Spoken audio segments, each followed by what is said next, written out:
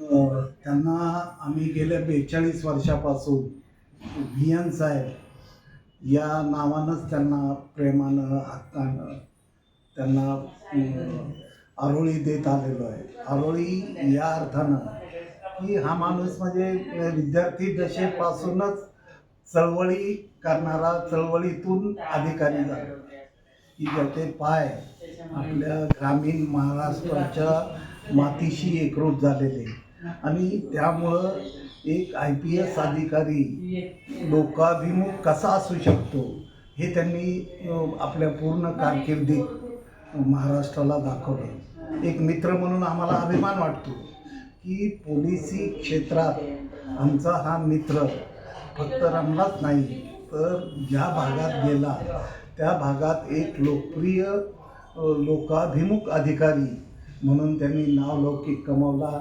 आणि आज जे हे शांतिदूत परिवार हे मला अनपेक्षित किंवा एखाद्या नवीन माणसाला हे आश्चर्य वाटेल किंवा शांतिदूत परिवार कमी वेळात एक निवृत्त IPS अधिकारी कसं काय विकसित करू शकतो.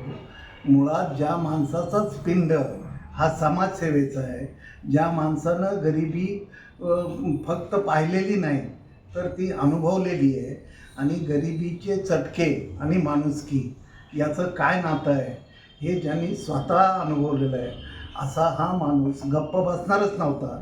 त्यामुळं शांतिदूत परिवार हा महाराष्ट्रात खूप गतीनं वाढतो आहे. मला आज हा अभिमान वाटतो की एका ज्येष्ठ मित्राच्या संस्थेचा पुरस्कार देऊन माझा गौरव केला.